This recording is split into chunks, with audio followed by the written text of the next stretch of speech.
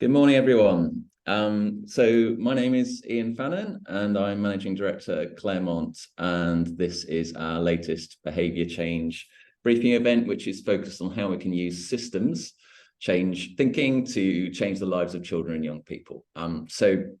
For those who haven't joined one of our sessions before, you'll find that we try not to waste time chin stroking or spending ages patting ourselves on the back for our wonderful work. We try and get straight into it and focus on what we have learned from doing the work, and more importantly, what you might be able to take away and apply to your challenges you're facing in your organizations.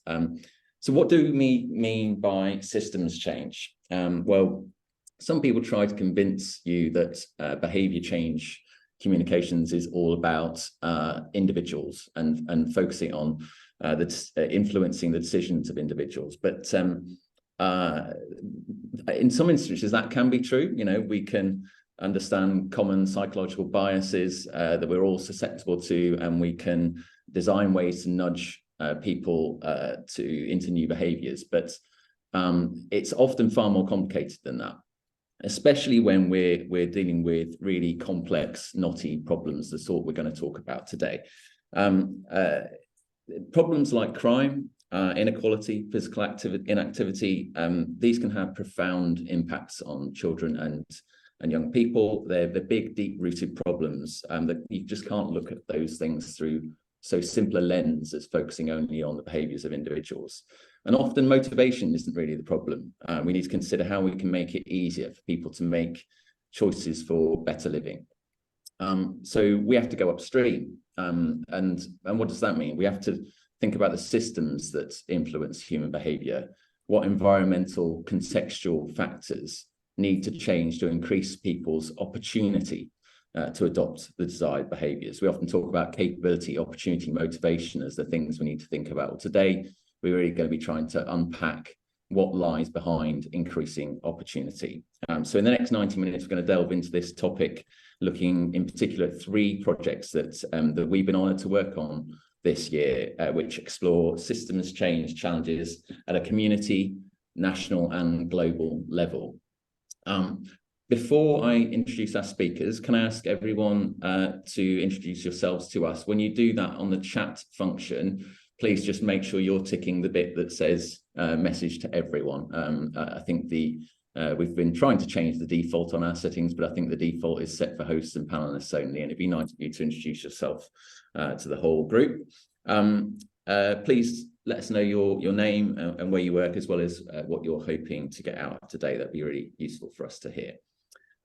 Also, please be aware we're recording today's session, and the recording will be made available afterwards. And the link to that will be emailed to all attendees. So I'm going to introduce our speakers. We're actually missing one speaker at the moment who is trying to get into the session. So what we might do is switch our order in which we do these presentations. Philippa and Sarah, who I'll introduce you in a moment, be ready that we might come to you first. So our first presentation on that basis will be from our strategy director, Philippa Williams, and Sarah Ronan. Sarah is director of the Early Education and Childcare Coalition, which was developed by the Women's Budget Group, of which Sarah was a senior leader. And prior to that, Sarah played a key role at the campaigning charity Pregnant Then Screwed. Do you want to say a quick hello, both of you? Hi, thanks for having me. Great to have you here.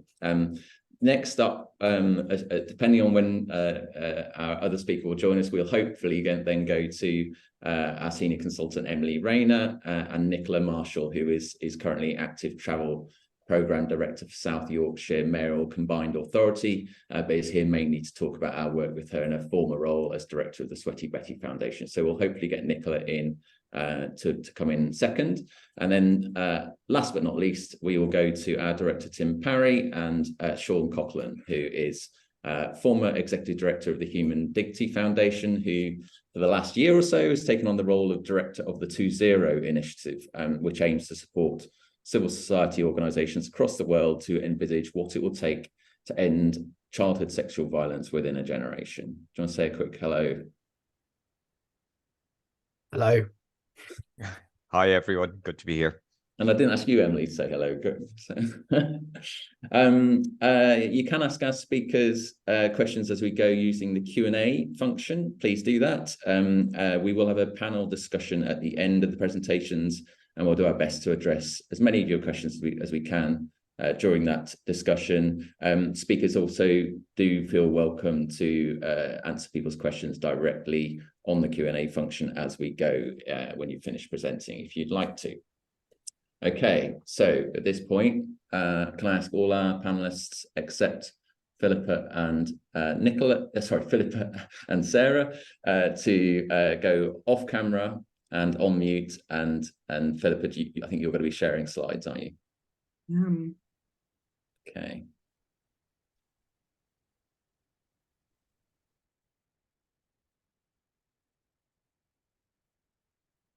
There you go. Good morning, everybody. I'm going to hand over to Sarah, who's going to talk a little bit about the work that we've been doing together as part of the Early Education and Childcare Coalition, and how we've started to build, as the coalition has launched and is evolving on its journey, how we've built the narrative for change together. Sarah. Thanks, Philippa. I'm not sure. Philippa, sorry, can I just jump in? Do you want to put on slide share mode? Oh, sorry. Okay. Thank you. So quickly, a quick overview of the coalition and its aims. So the coalition was developed over the course of 12 months, and it's a very ambitious attempt to bring together parents, children, providers in the early education and childcare sector, the early years workforce, and the wider business community. And one of the reasons why we've brought everyone together is we feel like that's the only way to achieve kind of full system change, is to bring together everyone with a stake in the future of early education. Now, obviously, when you have a diverse group like that, you do get lots of competing narratives and stories. So we wanted to start by telling a much bigger story of early education and childcare that weaves together some of those narratives and creates a kind of a story really about the whole of society benefits. So the things that we were kind of looking at incorporating were obviously the role that early education and childcare plays as scaffolding for the future self. So in particular, what that means for children's life outcomes and the developmental benefits of having access to high quality early education, which currently is not the case with the system in England, and particularly the eligibility criteria, which excludes many of the most disadvantaged children from access to the 30 hours. We were also looking at the role of childcare, affordable childcare, as a hidden support net for families. Obviously, if families are supported to work, they're more likely to be financially resilient, particularly in a cost of living crisis, and less likely to fall into poverty, which obviously we have a shameful amount of children growing up in poverty in the UK at the moment. There's also obviously the financial and economic arguments around this, which are very much rooted in the short-term benefits of parental employment and what that means for the economy in particular. Thinking about the spring budget announcements, and the OBR described those as likely to have the single biggest impact on economic output. But there are also the long-term economic benefits as well of what it means when you invest in children in the early years, and what that does to improve their chances of becoming higher earners, becoming less likely to rely on means-tested benefits throughout the course of their lifetime.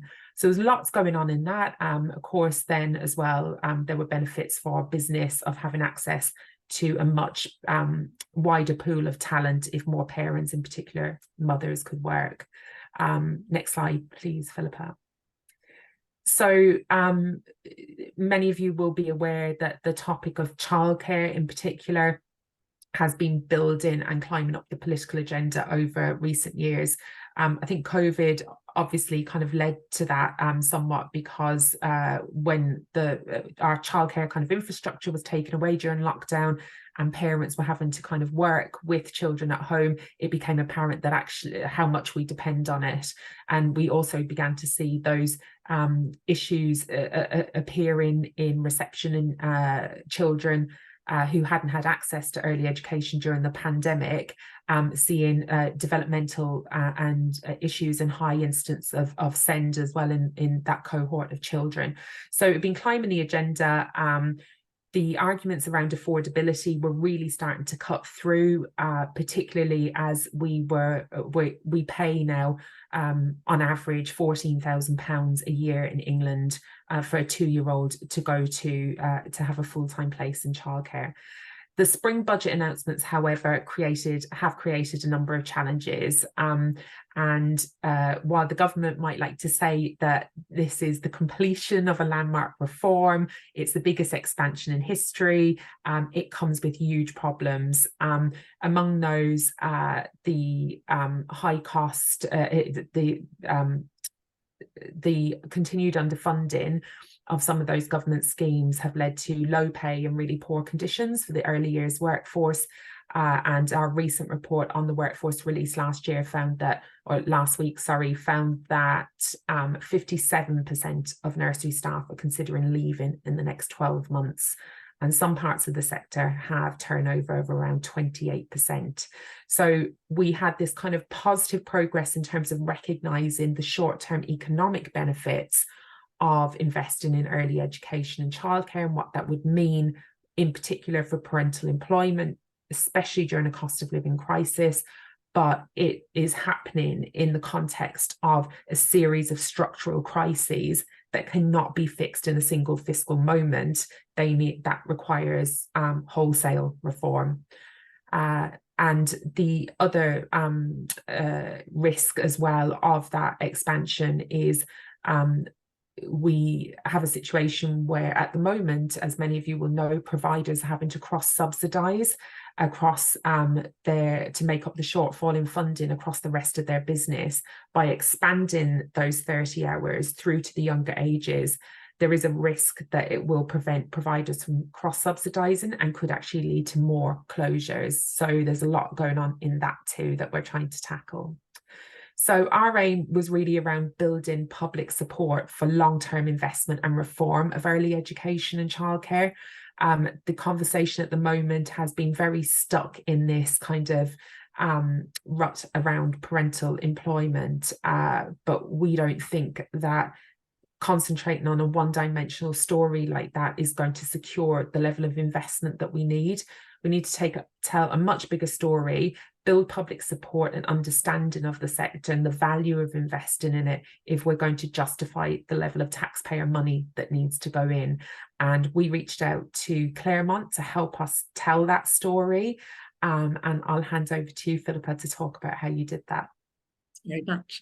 So we to tackle this issue, and I think it will be a theme that comes up in all the presentations today, is that we wanted to start with where our audiences were.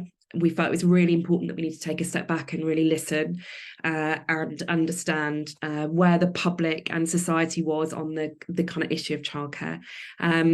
And also to build a process that involved really listening to the coalition members and the sector, and then to bring that data together and create a unifying proposition that could bring all of the kind of the myriad of different views and opinions across the coalition together, but to do it in a way that really shifted and moved that narrative forward.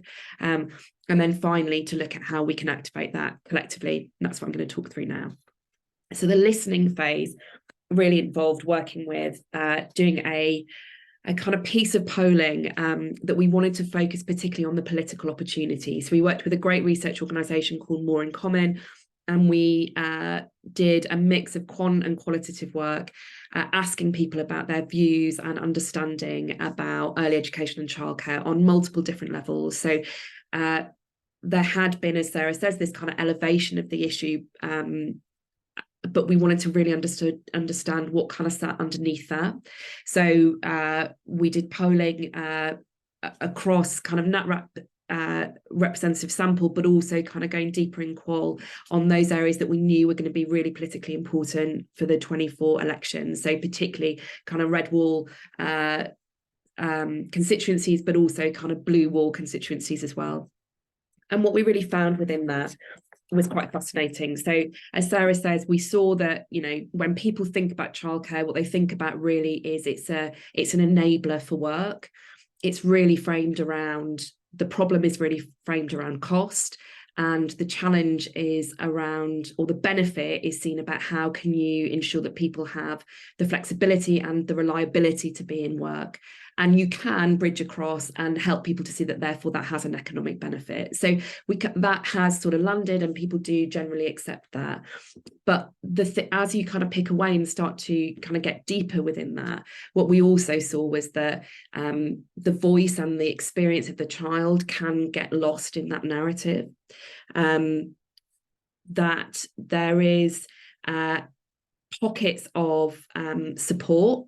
But it is also an issue that you can kind of graduate out of. So if you're a parent who has kind of got young children where you're relying on childcare, it is so front and center in terms of an issue for you. But as your children get older, it becomes less important. So how do you kind of maximize on that moment and also track back? And also, interestingly, if you are someone who had children 20, 30 years ago, the provision is better now than it was for you then. So a conversation about crisis resonates less well. We also started to unpick some of the areas that were really challenging for people to buy into. So conversations about universality of access were really challenging for people to kind of understand. What people wanted was this sort of joint relationship between parent and government in which everyone was kind of collectively contributing. What we also saw was opportunities for a narrative to develop. So, for example, there was kind of a universal belief in the value of childcare workers and the role that they played both in parents' lives but also in children's lives. And we saw that as a kind of real route to kind of build forward from. So that work was really essential in kind of being able to play back to the sector the sort of reality of where people were in terms of their understanding. But we married that with building a process of kind of listening and engagement with the coalition members themselves. I think it's something that Tim and Sean will talk about a bit more, and probably that so many people on this call will know as well. But when you're trying to do this kind of collaborative systems change work, you have to build in pockets and moments of real engagement and listening into that process that allows people to kind of get out their emotions, thoughts, beliefs, so that when you end up with an end product, people are more able to adopt and understand it because it feels that they have had a real share in developing it.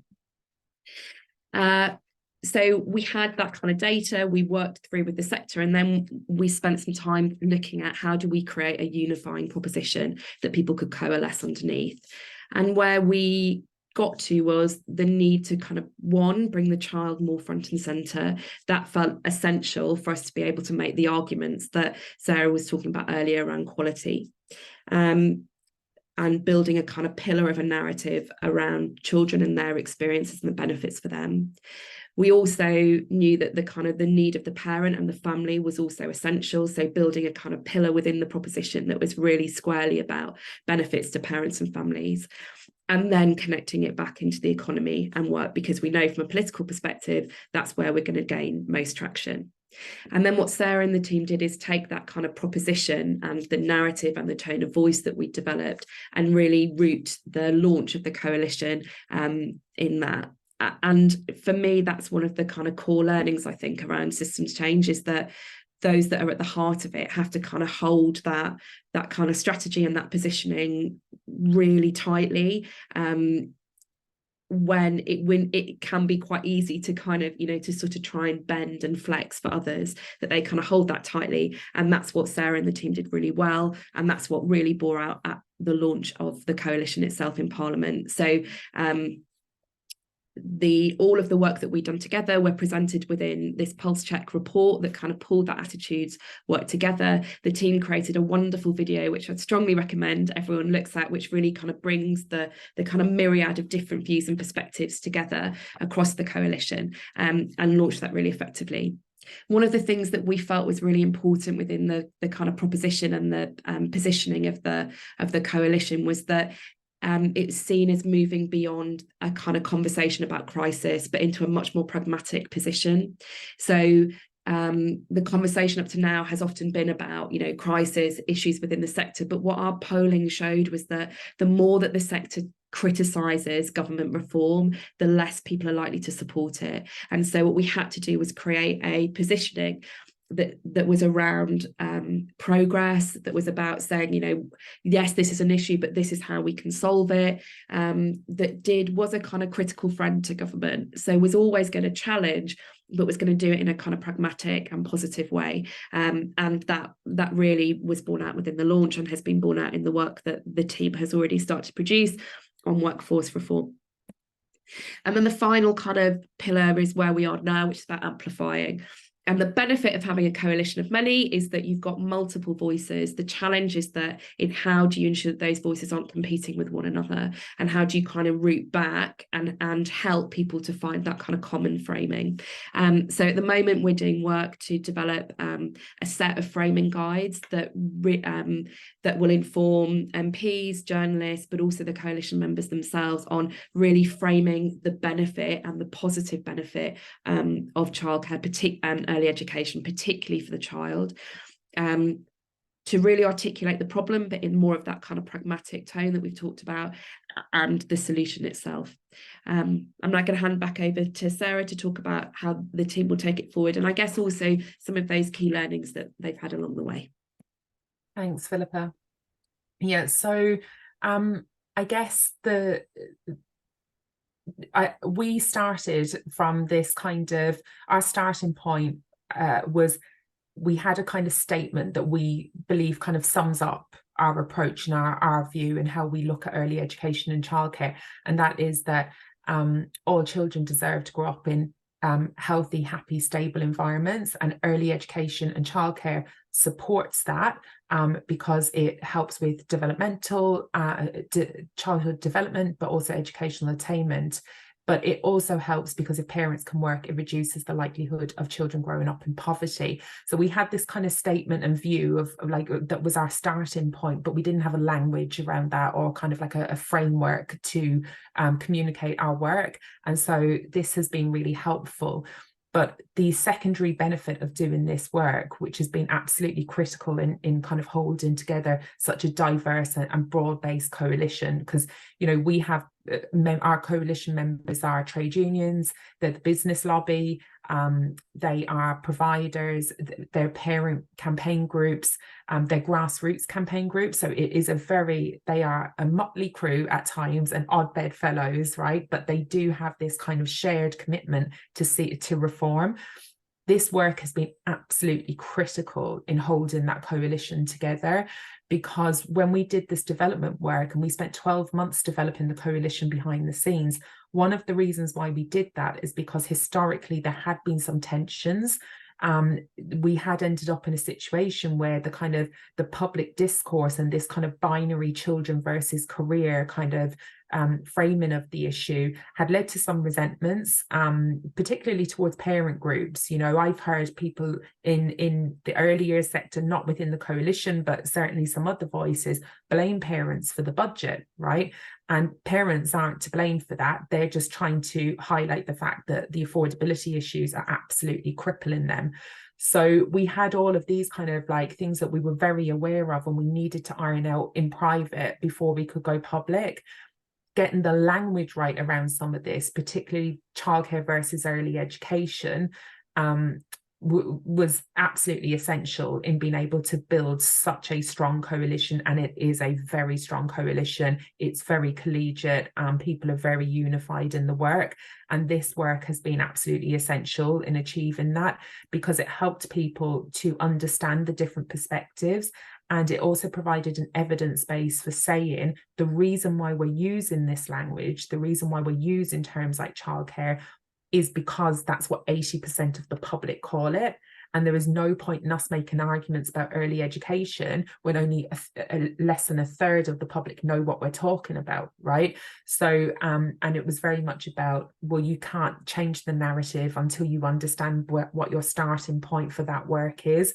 And I think like members really kind of got on board with that and have embraced this work.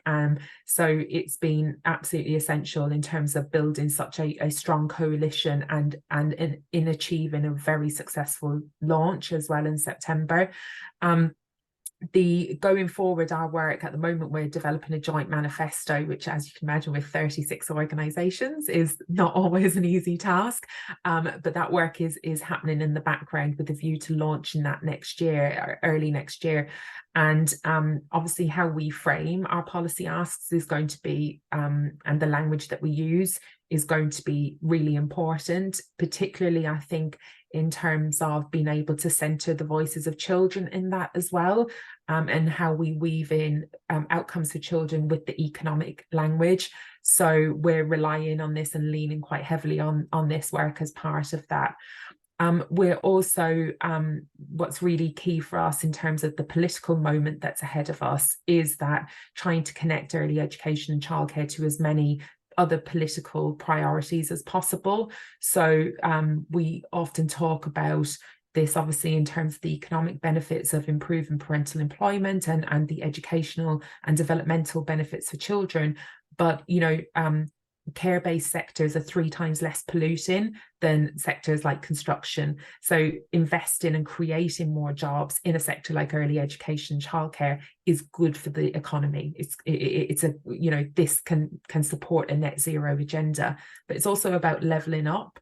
Like some of the worst childcare deserts in the country are in areas like the Northeast, the West Midlands, areas where the government is, you know, this government and other political parties have committed to levelling up, but we don't have the social infrastructure in place to support those children and families to thrive. So we're looking at how else we can connect this and making it about something, not treating it in isolation. And we're also developing a co-designed communication strategy. Our eyes are fixed, our aims are long-term, but our eyes are obviously very fixed on the general election. And we are looking at how we can ensure that not only are we telling a similar story to our different audiences, and relaying kind of the multiple benefits, but that we are also creating a kind of situation where we have a consistent flow of stories that shifts the of media stories that shifts the narrative and that builds up a much kind of more holistic picture of early education and childcare. The other thing, I guess, just to say about this work that was just to go back kind of a couple of steps, and I'm conscious of time, so I'll wrap it up in a second. But the other thing was that you alluded to, Philippa, was this need for the coalition to kind of present itself or to as being practical, solution focused, and we've had that reaffirmed quite a lot actually by MPs that we work with closely that have said, and indeed like government departments that have said, that the fact that we are not difficult to help and that we are a group of like that we are diverse but all have very, you know, strong expertise in this area, you know, is making our work land really well. And that kind of approach in terms of being practical and solution focused came from this work that we did with Claremont in terms of testing and understanding like what our kind of our brand and our voice should be around this issue. And just the final point, just to connect it kind of to the broader theme of today, and in particular the value of early years. And I say this because I was at the as Philippa and the team know, I was at the Royal Foundation Shaping Us symposium yesterday, so this is all kind of fresh in my head about early years in general, that it's very difficult sometimes to build political will for investing in the early years more broadly, mainly because you don't reap the benefit of that investment for probably 20 years or so. And, you know, politicians are concerned about the next election all the time. But the one part of early years that they do care about now is early education and childcare. So there's an opportunity to lean into that, to tell a much bigger story about the value of the early years in general. And I don't think that we should be afraid to do that and to be political about children either. So I think that kind of there are opportunities just in general to when we talk or we think about the early years, to look at where those loose Jenga blocks are, and childcare is one of them at the moment. Thanks, Sarah. Back to you, Ian. Hey, thank you, Philippa and Sarah. Really fascinating stuff. I was really fortunate to be at the launch of the coalition in Westminster, and there was such great energy and determination in the room that day. It was sort of some spine-tingling moments, and do watch the film that Philippa referred to, because it is genuinely brilliant. I think the thing about that was striking me as you were talking is, you know, I sort of in my intro referred to the importance of getting upstream. There is no better upstream, is there, than early years, in terms of you look at some of the profound challenges facing us in terms of health and well-being and crime and many of the social issues. A lot of those can be not completely headed off, but certainly mitigated with better attention in early years. So I think it's a great way to start today's event. Thank you. The good news is we do now have Nicola with us. I missed your comment in the chat, Nicola, whilst I was doing my intro. I was focused on talking, and I didn't realise you were already with us, and I just needed to bring you in. But thank you for being with us. Do you want to say a quick hi? Hi, yeah, thanks very much for having me. Excited to be here. So before I ask Nicola and Emily to present, a quick reminder: we'll field questions for Sarah and Philippa and the rest of the panelists once we've heard all the presentations at the end. So please do pop any questions you have for them into the Q&A function. So over to you then, Nicola and Emily. Please put your camera on, mic on, and Emily, please. Yeah, you've already done it. You know the drill. Thanks, Ian. So this is the really exciting work that we did with the Sweaty Betty Foundation. This is our Girls' Voice project, and I'm actually going to pass straight over to Nicola to tell us why the work was commissioned, and then I'll go into some detail about what we did before Nicola wraps up with how the foundation took the learnings forward. Brill, thanks, Emily. So yeah, the Sweaty Betty Foundation, still relatively new, I guess. So I was very lucky to join Sweaty Betty, which is an activewear brand for women, about 2.5 years ago, in order to set up the foundation. So amazing opportunity, having come from some other bigger, much older charities, to have the chance to set up a charity from new with a completely blank slate, which is a really fortunate position to be in. And I think what was really interesting was actually working with a very, very consumer-focused brand, which Sweaty Betty is. So the chair of trustees is a woman called Tamara Hill-Norton, who founded Sweaty Betty, which is now a global company. And, you know, on day one, she was like, well, what do girls think we should be doing? Because the focus, should have said, was supporting teenage girls to become physically active, as we can see on here. And her view was, well, what do girls think? And I was like, oh, yeah, I mean, it's very hard to talk to teenage girls, you know, sort of safeguarding. She was like, yeah, I just can't hear you. What do girls think? Because from their perspective, if people, in very basic sense, don't like the leggings that they're selling on a Friday, they will stop selling those leggings, and they will design new leggings for the next season. And they are totally driven by what the consumer wants. And it is really easy for those of us in the charity sector and the public sector, you know, ultimately someone who is not paying for your product or service is the one benefiting from it. And so you lose that really direct link that the consumer brands have. So actually, it was a really good journey for me to go on.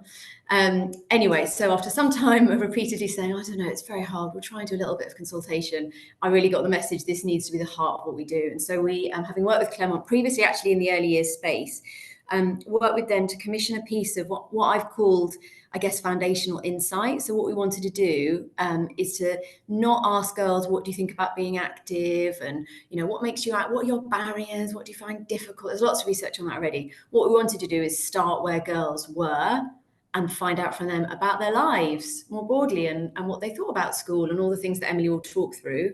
And then what we wanted to do was that to completely set what our strategy should be at the foundation. And again, we're very fortunate because we had that completely blank slate.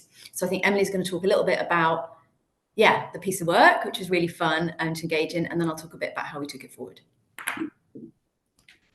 So one of the really important parts in getting this work right, and it's something that we do consistently in Claremont now when we're doing our co-design activities, is working in partnership with a community partner. And we identified the Winch, who are based in Camden and work directly with local young people there. as someone who was already trusted within the community, already understood the voices of the young people, who could really help us to sort of build that relationship and that trust very quickly. They helped us to identify which girls should be involved in the research. So that we were looking for 13 to 16-year-old girls, those who are not physically active, from lower socioeconomic backgrounds, and for those backgrounds to also include Black and South Asian. So they were really helpful in thinking about, well, actually, we know the girls that would be best for this research. We can bring them into our space and quickly sort of build up that trust. So that was a really important starting point for us in working with the Winch. Here's some examples of the kind of co-design activities. So I'm just going to go back one. Sorry, this is the co-design approach that we use. This is CoLab. So we always make sure that we have a kind of a certain process for doing our co-design, one which ensures that girls can participate really effectively. It might be that they want to participate in different ways, and we do different activities to ensure that's possible. We want that participation to be deep and meaningful, and we also create opportunities for girls to do their own research as well. So we got them doing surveys with their friends and with other female members of the family to really kind of get that depth and that participation and activity. So this is, yeah, just a bit of a snapshot of what we did. So you can see sometimes we were just sat in a room talking, but often we were up and about and doing activities. You'll see in the bottom middle there that we actually went out and about. So we met the girls after school and we walked and talked with them. And that was a really interesting way to learn about their environment and sort of how they perceive the kind of play spaces or active spaces, to whether they were kind of accessible to them or not. You'll also see us sharing a McDonald's there. It's a really important part of what we did to actually share a meal together and sit down. All of that time we were listening and learning from them. We were still recording, you know, we were always, it was always part of the co-design, part of that participation, but we wanted to have a relaxed environment where the girls felt comfortable and obviously were well fed as well. We did do some very initial work looking at barriers. As Nicola mentioned, that wasn't the primary purpose of the research. We wanted to get quite quickly onto solutions, but we wanted to obviously have a bit of a framework to hang that from. So we used the COM-B model, which a lot of you will be familiar with. This helps to identify the different barriers according to capability, opportunity, and motivation. And what this revealed to us was that actually there really weren't any capability issues. The girls were fit and able and healthy. They knew about kind of sports that were available. They had certain interests that they thought they might like to try, but they weren't doing a lot other than just their PE lessons, which were obviously compulsory. The real barriers sat within opportunities. So this was about the kind of the environment and the people in it. And I'll go on to talk a bit about some of those in more detail, but essentially things around the changing rooms, the facilities, the PE options that are available to them, their PE teachers, and the real and perceived judgment of others, particularly boys. They talked a lot about attitudes of boys towards them and how that had been quite a big barrier. And there were some motivational barriers as well around kind of wanting to do what their friends were doing. So we found that it wasn't very common as a kind of after school activity to go and do something very physically active. It was more typical to go to a local fast food chain or sit on a bench and chat. It wasn't really the thing to go and do sport. And then actually for that reason, when we talked about leisure centres, they really didn't see the leisure centre as somewhere for them. They talked about how they'd gone in there once because they've got really good mirrors. So they went to go and have a look at themselves. And they also talked about taking their younger siblings to soft play. And that was really their only interaction with the leisure centre. Some of the key findings I think are kind of broader than just looking at sort of barriers and motivators that were really sort of surprising things for us that we were keen to share with the foundation are here. And one of those was the girls really told us about there being a lot of what they described as drama in their community. And this is a kind of a real contextual factor that I think helped to sort of shape our understanding of what the girls were experiencing more broadly than just talking about sport. They talked about things you might expect, sort of gossip and rumours and telltale kind of stuff going on in school, but also much sort of deeper drama around violence within the community, knives. They talked about a situation where someone had brought a hammer along and was kind of running riot. There was a story told about how the Winch, so our community partner, had to keep the young people safe behind closed doors one evening when stuff was going on. Girls talked about how they were told sometimes to take off their blazers so they weren't identified as coming from that particular school, so that a rival school wouldn't come and find them. So kind of quite a lot of scary things that they were experiencing in their daily lives. And it was just a kind of realization for us that yeah, it probably isn't the easiest thing for them to then wander down to their local leisure centre or go and play football in the park if that sort of stuff is going on around them. So that kind of context was really interesting to learn about. We also learned, and I don't have a quote for this because it was just in everything that we talked about, but that school is their world and everything that kind of influences them. They talked about teachers. Every time we came into a session, they really wanted to offload and talk a lot about this teacher and that teacher and who'd said what. And we really found that although we were talking about sport in the community and sport online as well, that really school was the focus for them. And that's where their understanding of kind of whether they liked being physically active or not, that's where that was coming from. The way that teachers treated them was having a massive impact. They found that actually kind of a lot of teachers weren't treating them very respectfully, weren't treating them as equals, weren't listening to them. And they really felt that relationship with the teacher really affected their enjoyment of sport and other subjects as well, but particularly in PE, that was very evident. And then we learned a lot about the changing room. In this particular school, there were very limited spaces to change in private. And unfortunately, they found that there was a lot of bullying going on in the changing rooms. And I think that particularly as well, because the teachers didn't really want to be in that changing room with the girls, potentially because of other accusations that could fly, that they then didn't really discipline bad behaviour that was going on. So it was a really nasty environment which the girls were going into and really put them in a kind of quite a negative mindset before they set foot in the sports hall or onto the pitch. And that kind of really affected how they felt about PE before they even started their lessons. This is shows you some of the things that we kind of got onto in terms of what the girls wanted, because we really wanted to get to a place where we were thinking about solutions.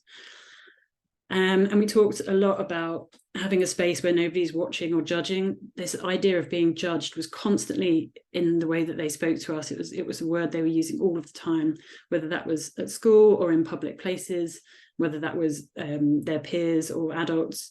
They often felt that they were being judged. And that quote down the bottom is about the local swimming pool, which they said, why would I ever go there? Because it was a glass wall out onto the streets, and they just didn't want the public to view them when they were swimming. They found that completely like a really unpleasant thought to think about how they would do swimming in that way. So they really didn't want to be watched while they were being physically active. They wanted a say in the activities that they did. They really felt that the teachers didn't create a lot of space for them having a say on what kind of activities they engaged in. And it wasn't necessarily things that were outside of the curriculum. They talked a lot about, for example, basketball being a really high energy sport that they enjoyed but rarely got to do. And they also absolutely loved trampolining. And there were trampolines at the school, but they very rarely got them out. So they really wanted a lot more of a say in how what kind of activities they could get involved in. I mentioned teachers already, and this point about wanting to be trusted and listened to and respected really mattered to them. And that's played out in other work that we've done with young people, where we've talked to young people about the difference between teachers and youth workers, for example, who in the main, it seems, are much better at kind of listening and engaging and respecting the young people. And teachers, for whatever reason, seem to struggle a bit more with that. And they really found that they're kind of the best experiences of school or where teachers had managed to do that. We talked a lot about the kit. There was an example they gave us of the t-shirt, where it looked the same as the boys' t-shirt, but for the boys you could do the button up at the top. It was like a polo t-shirt, and the girls it was an open neck, and they really felt that was quite unfair, and it was like sort of almost deliberately revealing, and it was very frustrating to them. They also talked about contradictions where, you know, they were told not to wear a short skirt at school, but actually in PE the skirt that they were asked to wear was super short. And there were lots of things like that they felt were really unfair and kind of frustrating and really affected their experience. And they also really just wanted to have fun with their friends. They were very influenced by what their friends did, and they wanted to do activities that were kind of fun and competitive. There was no kind of fear of competition in sport. That was something they were quite enthusiastic about. And they talked about how they didn't like netball, for example, because you had to stand still a lot, but whereas basketball, you were moving all the time. And that kind of fun element and that real kind of sense of like camaraderie was a real kind of key aspect of the sports that they enjoyed. So we learned a lot about what girls wanted that way. In the final session, we wanted to do some outputs that were kind of thinking about sort of what's the tangible thing that we can take away from this. What is it that we can give to both Sweaty Betty, but also the young people can take to their teachers and youth workers and kind of demonstrate the work that they've been doing with us. And this first group, their focus was on that idea of wanting to be listened to and respected by a teacher. So they came up with this positive PE top tips. And there's 2 example pages there, which might be a little bit tricky for you to read, but you can see there the language that they used. We worked with a designer to kind of complete the work, but this is essentially their language that was then copywritten and designed in this way. And it really gave them something tangible that they could hand out. And something that they could kind of show. And we sort of thought of it as an opportunity to maybe use it kind of in teacher training, to share it with institutions that are taking teachers through their initial training, and actually give them some ideas about how they can speak to young people, and particularly girls, and get the best out of them in sport. And the second one, they were focused on this space, this idea that nobody's watching or judging you. And they created this cartoon, which was based on the Dork Diaries, which again, we worked with a designer to complete it, but they did the initial sketches and they did the storyboarding for it. And it really shows the experience of a young person going through these changing rooms. And we saw this as an opportunity, as something where it could be, taken to architects as a sort of new code for how to design a space within schools, so that young people had more positive experiences, and it put them in the right frame of mind for being physically active in comparison to what we were hearing about in the conversations that we were having. In terms of what happened next, we had a really lovely opportunity to go and meet with their local MP, and that was a partnership with Eat Club, which the Winch organised for us, and they then went to speak to Tulip Sadiq about the work, and she committed to writing a letter with the girls to the school to express what it was that they wanted to change. And the Winch as well has been doing other activities, taking those resources to funders and demonstrating the work that the girls have done externally as well with other partners. And I will just hand over now to Nicola just to finish off, to describe some of the work that the foundation then did, or some of the thinking of the foundation to take this work forward. Brill, thanks, Emily. Yeah, super project, really, really fun meeting with the girls.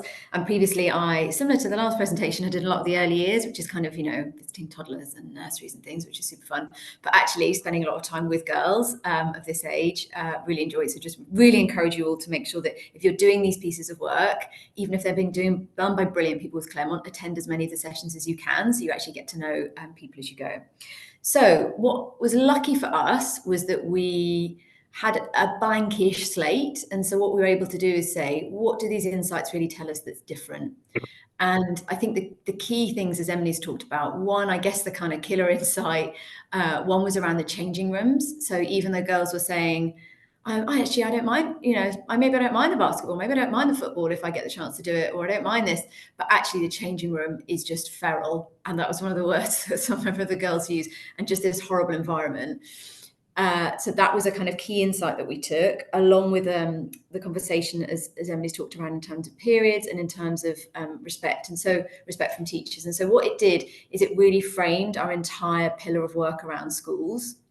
And what it said to us is we had a very broad kind of strategy, which was looking at, the activities that girls take part in and the way that they're taught and all sorts of various things. And actually what we realised is, where is our niche as Sweaty Betty Foundation? What are we here to do? We're the only charity just focused on teenage girls getting physically active. And so the insights that we've got from this project should be shaping entirely the work we do. We shouldn't be doing things that other people can do. We should do the things that only really we think we've got the expertise to do. And so that set our entire strategy around schools. And so the way we've kind of framed it is around having respect and support. A respectful and supportive PE teacher is the real foundation, and that really comes from that kind of one picture image we've got on the right there. And then we picked 3 focus areas. So one was changing rooms, and could we do some trials and pilots and innovation around changing rooms very cheaply, because there's no point. We all know how school budgets are stretched, so we wanted to do something super cheap around that. Second, could we do something about periods? And so we're actually teaming up with a period education organisation and trialling workshops in schools, both for PE teachers and pupils and girls around periods, and finally was around sports bras. So there was the kind of element where it shaped the entire programme of work, then I guess the second impact that the project had was actually on our trustees. And I think what was really interesting about this for me is, and I know the topic today is very much about systemic change. I'd arrived, you know, from a sort of background at places like Save the Children and Cycling Care and others that's about systemic change, and said the way to create systemic change in this space is around schools. And the trustees were a bit like, oh, schools, sounds a bit boring. I'm not really sure. Like, you know, should we be doing fun, innovative stuff with grassroots organisations? And I was like, great. But if you want to reach girls from low-income backgrounds, universal offer that aren't very active now, it's got to be through school. And this project is what totally changed their mind. So as Emily said near the beginning, we tried to talk to girls about digital stuff. We tried to talk to them about community. All they wanted to talk about was school and PE teachers. That was their interaction. They weren't going to, you know, hockey clubs on a Saturday morning. So that end actually shifted the weight of our investment to be around schools. And the trustees, I've actually, I'll say in a second, I've moved on from Sweaty Betty Foundation, but at my last meeting, the trustees were like, how come you didn't raise this before? I mean, it's really all about systemic change in schools. And I was like, yes, you're right. But actually now teenage girls have said it. They're the consumer. They're the person you listen to. So that was amazing. And then the final impact, I guess, of the project was we had already, no, it was about the same time as we sort of launched this project, maybe beforehand actually, we knew we wanted to set up a long-term girls panel. And so we actually set that up just after this project launch, which is girls from London and Manchester, from different backgrounds, predominantly Black and South Asian heritage, because that's a real target for our work. And that now meets every month. We had a big kind of 2-day session with them, and we actually took these 2 pieces of work, and that allowed that to kind of, because as you know, with youth participation and girls panels, you don't want to just sit and chat to them for 6 months and not do anything. So instead we said, this is the kind of foundation insight we've got. What do you think now? And they have then shaped in a very direct way those kind of pieces of work going forward. So yeah, brilliant, super great project. I now have moved to Sheffield, and I'm the Director of Active Travel for South Yorkshire. And actually I'm having a chat with some parkrun colleagues at lunch, one of whom I think might be on the call in my new capacity.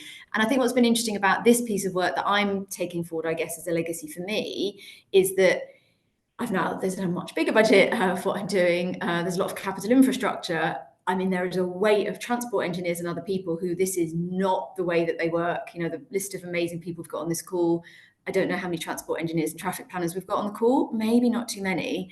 And so what I'm now trying to do is how do I take this approach to how we design active travel and make sure that I take those kind of consumer lessons with me. So yeah, I think that's it from us. Brilliant. Thank you both so much. That was really, really interesting. And do you know what? It's lovely hearing the onward impact of the work, because sometimes we work on projects like this, we hand over the final outputs and deliverables and walk away, and then we don't always hear the sort of the next few links in the chain. So it's terrific to hear it, and I really love the way that with this particular project, the co-design was done really meaningfully, with those girls really taking ownership of some of those outputs. It was brilliant. Okay, we're a little bit behind time, Tim and Sean, so when I come to you in a moment, we might need to try and move along a little bit more quickly, so we do leave plenty of time at the end for questions. So if you do have any questions, please do pop them in the Q&A, and we'll come to those as soon as we can. But otherwise, over to you, Tim and Sean. Thank you very much. Yep, so Sean, let's try and do justice to this amazing initiative, but also make up a bit of time as well. Why don't you start by giving us a bit of context for why 2.0 exists and what it's trying to do. Great, thanks Tim, and hi to everyone. So just to set it in context, I had spent a number of years heading up a private philanthropic fund. One of the areas we focused on was around ending childhood sexual violence.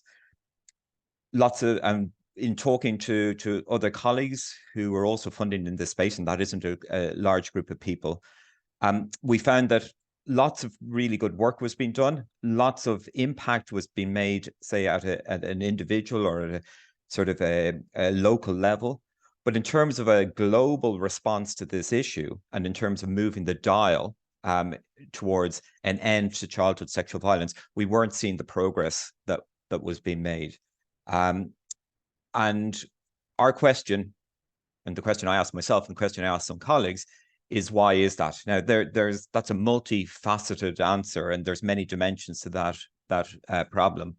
But I think we identified two key areas that prevented this kind of systems response to an egregious harm to children that we could actually make an impact on. And if we move on to the next slide, the two things that we identified were, as a sector, as a field, if you look at all the organizations globally who are working on this issue, we found a very fragmented sector. We found a lack of coordination and collaboration, or at least not to the extent that we would all have hoped for. And that wasn't our analysis, by the way. That was the analysis of stakeholders working on this issue in the field, who came to us and talked about the desire to work more collaboratively together, to have a more coordinated approach to responding to this issue. So what that led to was the setting up of 2-0. And we were quite explicit in terms of the setting up. What we want to do, firstly, is set a bold, ambitious goal. And that is to end childhood sexual violence globally within a generation. We think that's challenging, but we think that's feasible.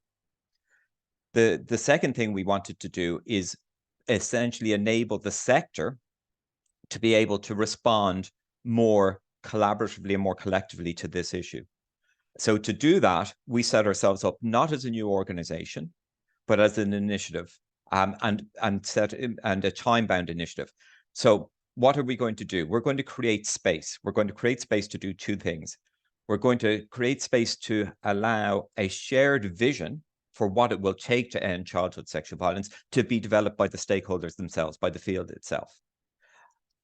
We think that's going to be critical in terms of being able to have a more effective response in order to be able to get other stakeholder groups that are relevant to this issue, whether it be policymakers, government, private sector, including tech, donors. All of that will be unlocked to a much greater extent if, as a field, as a sector, there is a collective vision around what is needed. The second thing we're going to do is mobilize more funding towards this issue. We took that on as a task because my background and that of the other colleagues who are involved in this initiative, we come from a funding background, and we know that there is criminal shortfall of funding around this particular issue. There's funding shortfalls around all issues, but this one in particular, it's very hard to engage donors on. Some of the reasons being that it's a difficult topic, but other reasons being that donors can't navigate this space because it is too fragmented. So that is really the genesis of 2-0. What did we do in order to move things forward? We set ourselves up, as I said, as a time-bound initiative. I think that gave us certain benefits in terms of trying to engage a field or a sector to come together and build a common shared vision. One of the benefits of being time-bound and not being a separate organization, we are hosted by a fiscal sponsor, and we will do our work and then move on and do something else. 2-0 is not an ongoing organization or an ongoing entity. What does that do? It creates space. It creates neutral ground. One of the challenges is if you have a sector actor looking to lead out on an initiative like this, there are going to be competitive dynamics and competitive tensions. Whose voice is most prominent? Who gets to decide the agenda? Who gets most visibility? Who gets credit?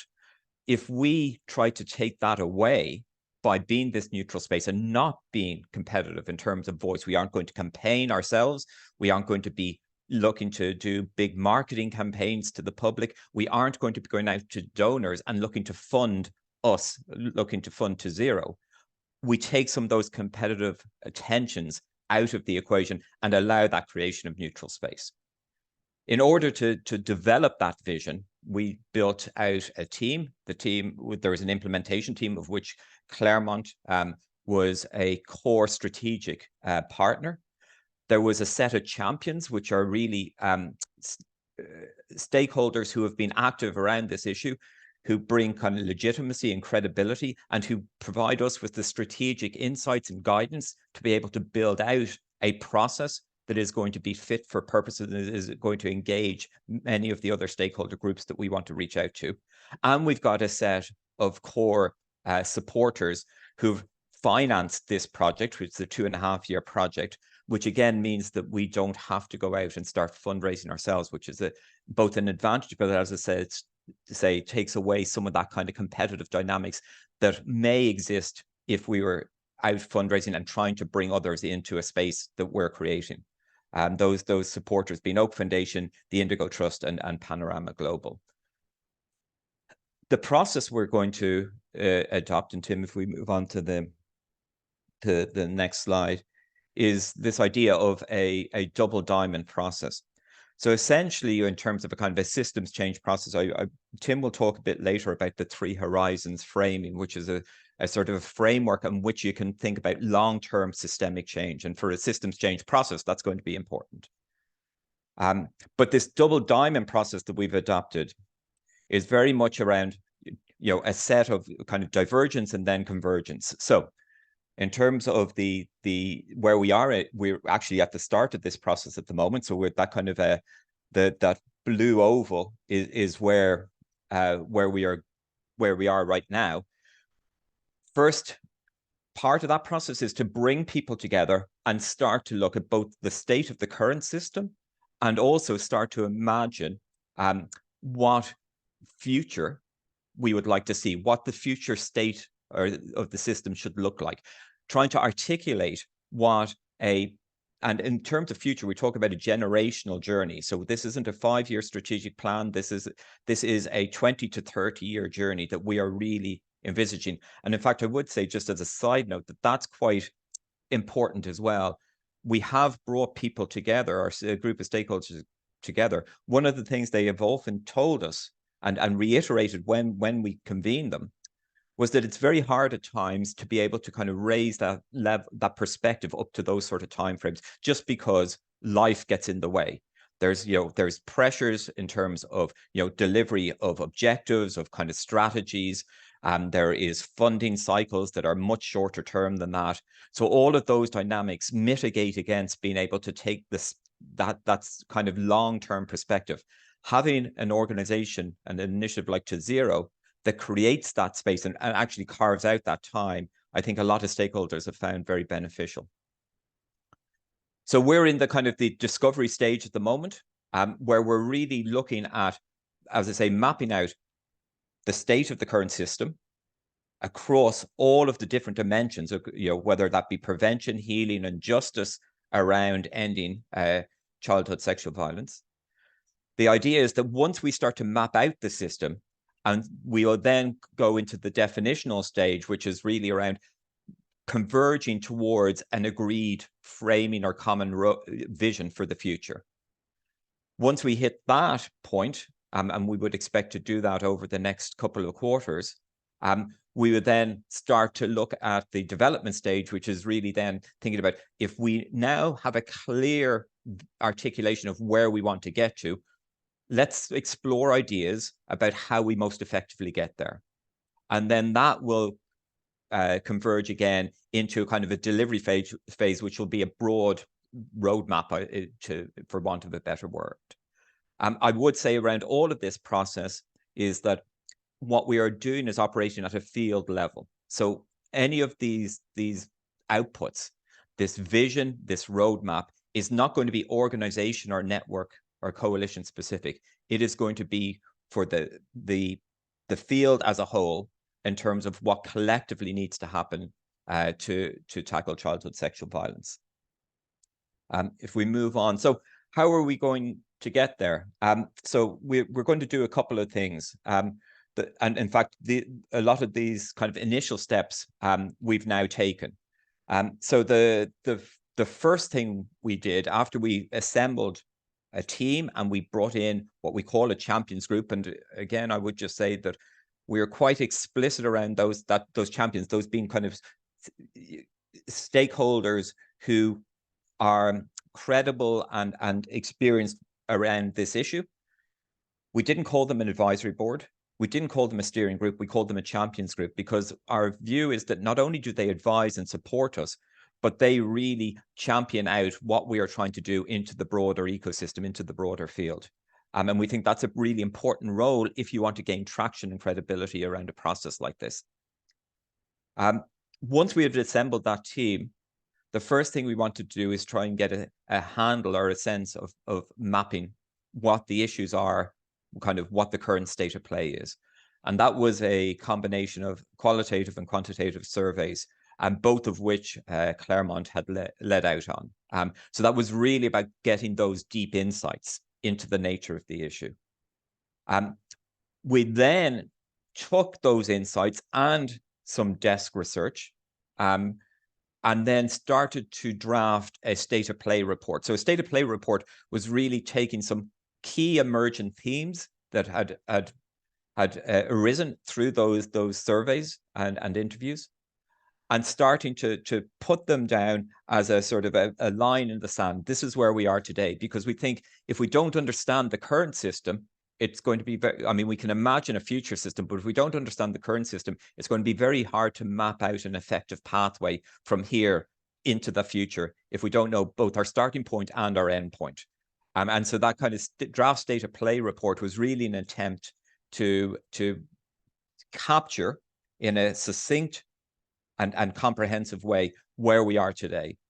And then based on the insights we got from the interviews and the surveys, and using the state of play report as a key input, we brought together a group of 36 stakeholders from around the globe, representative of campaigners, representative of practitioners, representative of coalition network builders, representatives of researchers. So we look to encompass or bring together all of the different facets in terms of the response to this problem. We have people from as I say, a healing, a justice and a prevention perspectives, and looked for diversity within that group to be truly representative, and brought them together in a 3-day workshop just outside London in October of this year. And I'm going to hand back to Tim just to kind of talk through some of that process. What I would say around the workshop is that was a key moment for us in terms of it was the first time we really brought that group of people together. And I think one of the interesting takeaways for us is that although people have been working around this issue for decades and had lots of very strong and robust networks, this was the first time ever that diversity of people, all of whom had a deep commitment and experience around this issue, but the first time that diversity of people had come together in one room, and many people said that to us. That was both validating but also surprising for us. If you want a field level vision, if you want systemic change, it's interesting that you haven't, those opportunities aren't created for those type of conversations. And those aren't just water cooler or coffee conversations on the sides of conferences.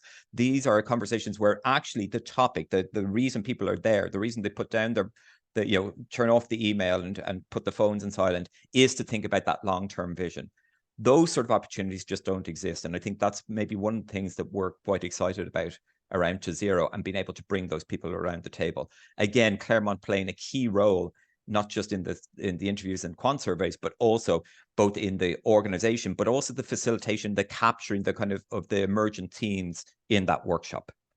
I'm going to hand over to Tim now to kind of take us through some of the framing of the initiative.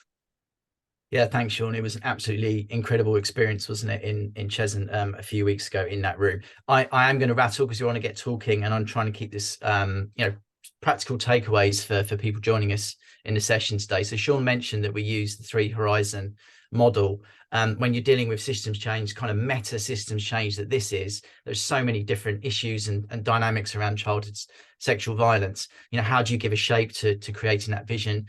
And this horizon, the 3 horizon approach is a really interesting way of doing it. Horizon 1 being taking stock of where we are right now, what's working, what should be dropped, what should be continued. Horizon 3, skipping ahead, is that future that we want, that they're working towards.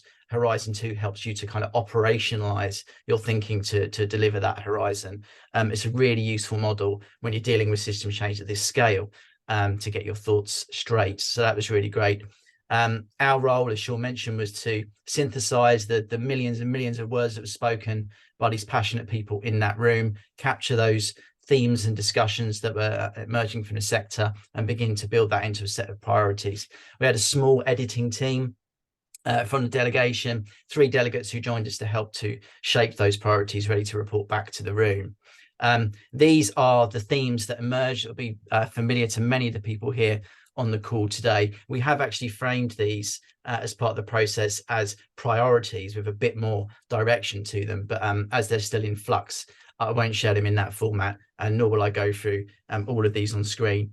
But these are the kind of key areas over the next generation where reforms and change really need to happen if that vision of a world free from childhood sexual violence is going to become a reality. Just one thing around how we framed these, this sort of harks back to some of the things that Philippa and Sarah were talking about earlier. When you're bringing a disparate group, albeit with a common aim, together and establishing priorities for that group, you need to be able to form that set of priorities in such a way that they still have sharpness to them, but allow the actors sufficient wiggle room in a local context to be able to enact those priorities in a way that makes sense wherever they are in the world and whatever their circumstances might be. So that was a particular emphasis for us.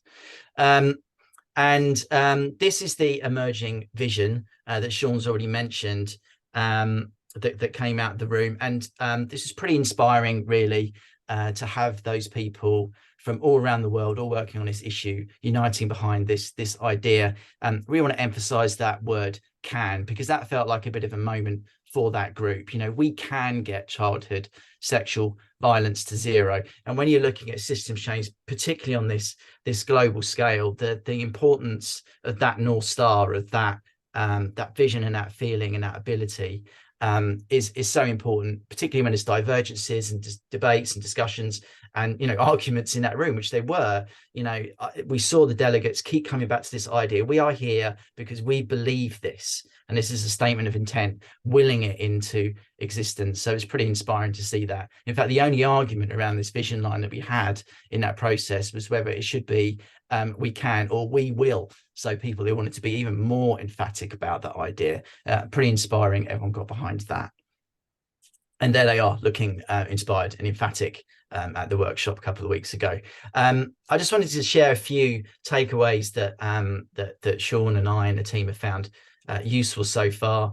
As Sean mentioned, systems change where you've got a disparate sector, different actors, impassioned leaders all coming together. The creation of 2.0 as a neutral space was really important, because otherwise, you know, who leads that conversation around reform at this level? It could be potentially politicized. So creating that sort of Switzerland-like neutral space for everyone to come together and have those discussions has been really fantastic. Consensus is hard. I can't get consensus around my dinner table in my household for what we're going to do at the weekend, let alone 40 people from all around the world working on this issue. So, you know, aiming for consensus and agreeing on every word is probably fanciful. So we use the consent model, and I'll share that in the chat later, actually, for you to have a look at. This is a way of just giving consent for the process to continue. So while you may not agree with every single word, with however the solutions and priorities are being framed to you, you consent that the process can continue. You don't disagree with it to an extent that the process should stop, and that keeps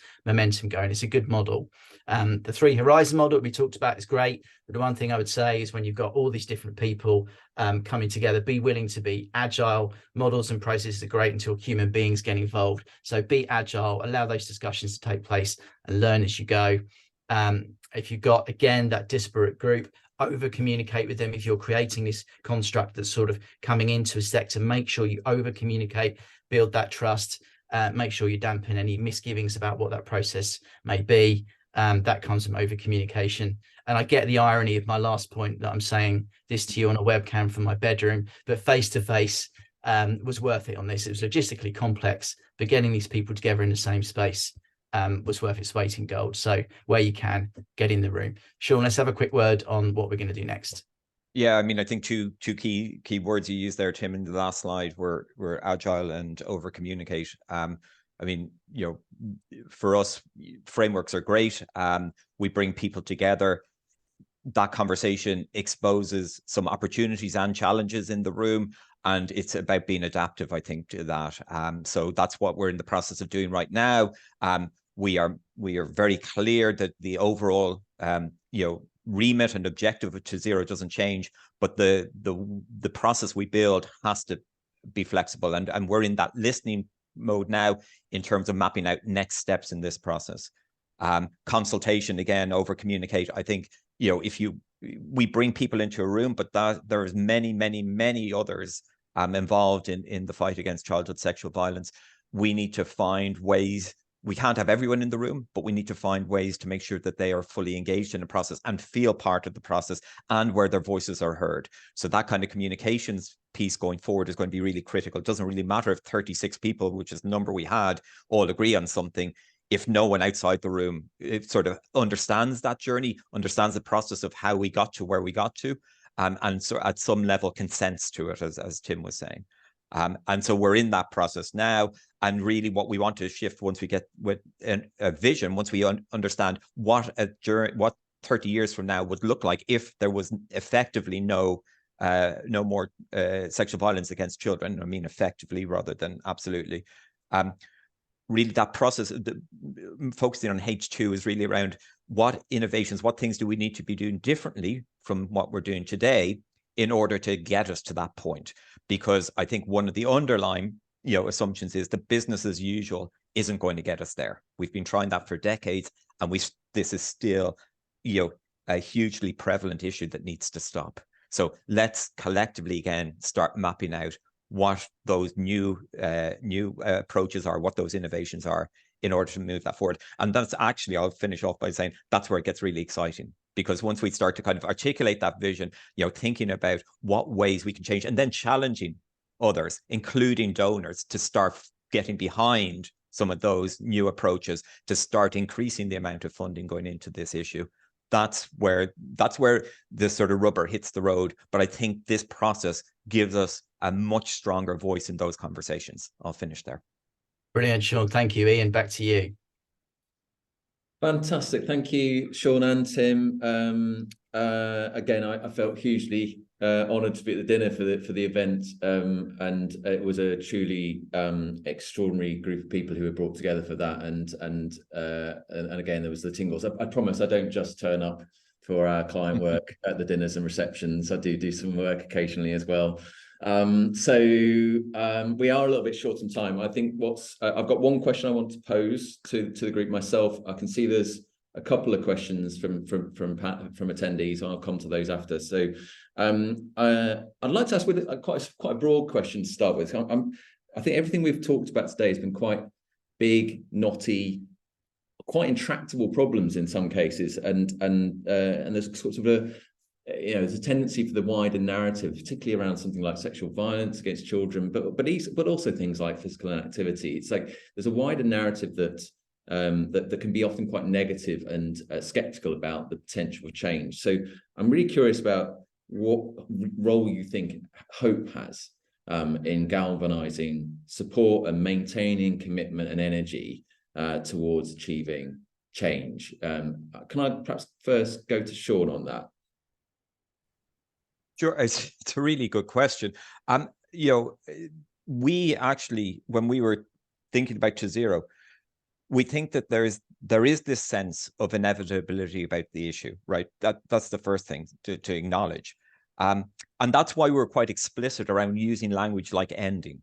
That we don't accept this. We don't accept children being sexually abused and exploited. We shouldn't accept that, and we don't. And so I think part of the change in narrative is very explicit in that way.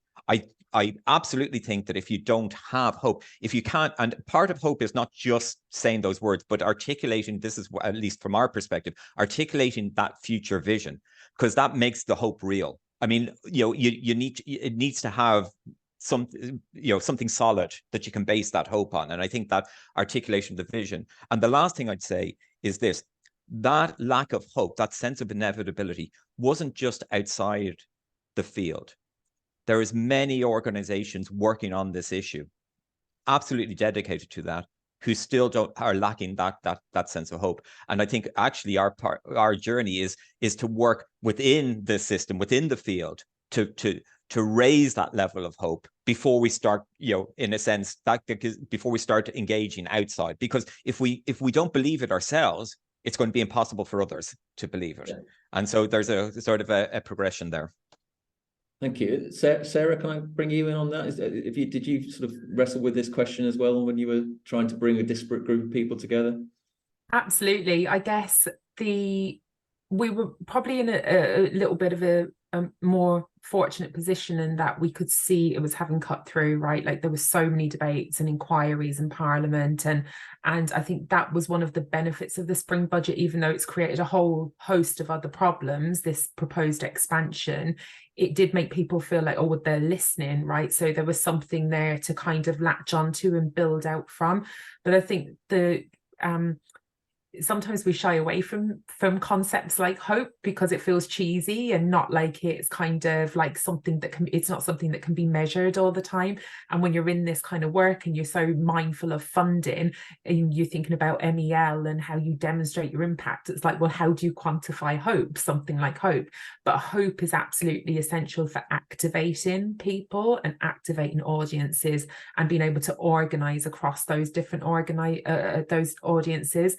So the spring budget was, I think it felt hopeful for parents, but it also, the flip side of that was that it created a huge wave of anxiety across the early years sector and providers.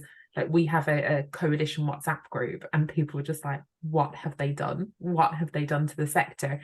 So there was kind of, it was a bit, and we worked through that. But I think the other thing as well that's been really critical for us in terms of tapping into a sense of hope is being able to point to examples globally of where they have done this. And there are countless examples. The UK lags very much behind, like some of its global counterparts. For a long time, we have looked at the Nordic countries as an example of how they do early education and childcare really well, but they are very different economies and different governments. And so more recently, we've been looking at examples like Canada, Australia, and for us, looking very closely at Ireland, actually. And in particular, the Partnership for Public Good model that they used in Ireland in order to be able to kind of bring together all of those stakeholders and design a system. And that's not without its problems. There's been lots of problems in kind of the implementation of that. But it is an example that, an hour away of, where they've been able to do that really well and create this kind of mixed market economy of childcare. And so we've spent a lot of time looking at that and bringing in, we also, what we've done with the coalition several times is bring in experts from outside the coalition, including colleagues from Ireland, to talk about what that looks like, and being able to kind of give people a bit of an insight into that and to show them that it is possible. And that's also been really essential in kind of keeping that hope alive as well. Leave it there on that one. Thank you. I will go to the questions we've been posed on the chat now. I can see that actually one of them, Emily, you've already partially answered, which is around how on the Sweaty Betty work you found engaging with schools in light of the constraints they're under, or was this largely away from school stuff? I don't know whether you want to add anything further to that question, Nicola. It's a real challenge, isn't it? Engaging with schools are so underfunded and under-resourced. Actually, so Emily probably say in a second, we mainly worked through the Winch, which is the community partner. We are now, and we have been over the last year, trying to engage with schools. And I think what we have done is we have just gone where the energy is, where there's enthusiastic heads of PE and teachers and head teachers that want to be part of this, and also that are already partners with people like Youth Sport Trust. So, that isn't the answer in the long term, but actually for initial work and research, we've just tried to kind of find those places where the energy is. But yeah, real challenge. Okay. And then the other question we've been posed is, what skills and experience do you feel you need to approach a systems change challenge? Would anyone like to come in on that one? That's quite a broad question. Tim? Well, Sean and I were discussing this last night, weren't we? Sean, I might actually defer to you on this because you have some good ideas about how we thought about this for 2.0. Sure. So I mean, I think from approaching a systems change perspective, there's a couple of things I think that are going to be important. One is that it isn't so much a skill or experience, but I do think that idea of neutral space, the Switzerland, as Tim was talking about, I think it's a really, the Switzerland of whatever field or whatever issue you're in, right? I think has proved for us at least to be very beneficial. Let me put it that way, because there are some very strong voices and very strong opinions, and they aren't always, kind of aligned with each other. And the danger is that you pull, if someone takes the lead, it others mightn't follow as readily. I think the second thing I would say in terms of kind of, again, skills or experience, for To Zero, we brought people in. We brought Claremont in and other partners in to kind of provide that. But I think from my perspective, when we're setting up To Zero, you need some sort of scaffolding, some sort of framework you can hold or build this process around.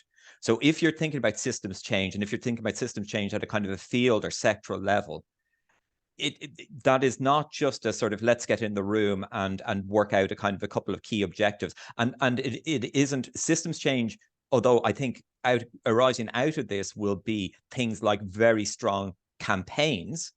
One of the areas actually we think that the field itself needs to upskill on, right? Because we don't see how you get this. And we think that there will be, a migration, or a lot of what the conversation will be moving forward will be, leaning towards prevention rather than response, for example, because the only way you're going to long-term, address an issue.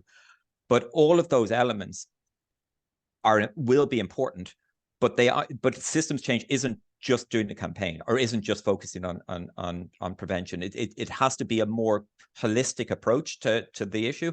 And if you're going to do that, you're going to need some framework, some sort of scaffolding you can hold and build a process on. And I think for me, those two were really important. And Ian, I can just chip in on that one, as well. I mean, I think a couple of things I would add. I think, and it's so obvious in the point of today, but listening to the people in the system. So PE teachers, heads of PE, head teachers, what are they motivated about? What are they measured on? Well, they're measured on Ofsted, aren't they? That's their key. So how are you going to help them improve that Ofsted rating? And how do you design what you're doing to meet the thing that they want to change?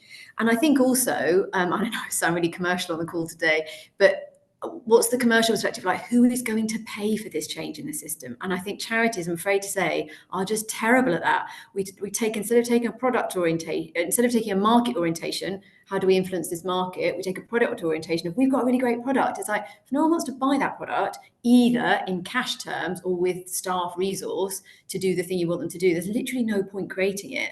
And so in previous work, we've been like, well, actually, the budget that a deputy head or a head of department is allowed to sign off is up to £500. So let's make a product that costs them less than that, because then they don't have to go through 3 layers of SLT, which sounds a very commercial way of thinking about it. But I think we just don't often think about the levers and the spending in terms of time and resource, and then how you're going to influence the system within it.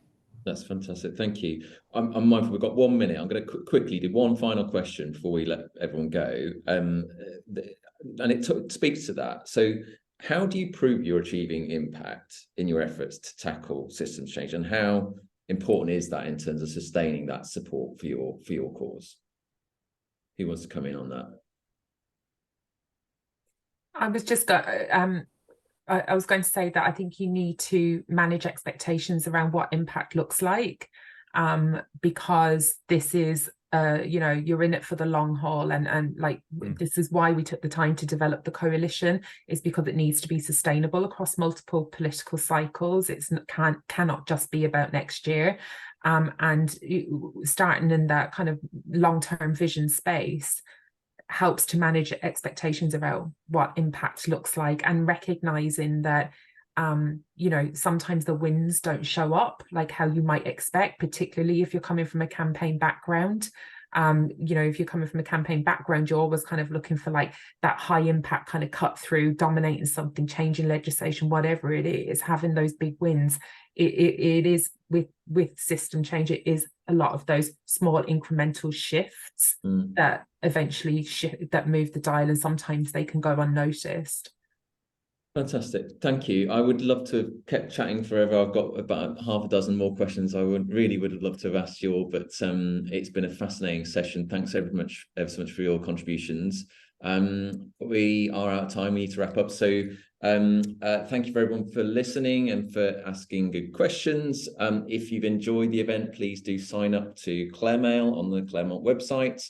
You'll see the links are appearing in the chat now. You can also follow us on Twitter and LinkedIn.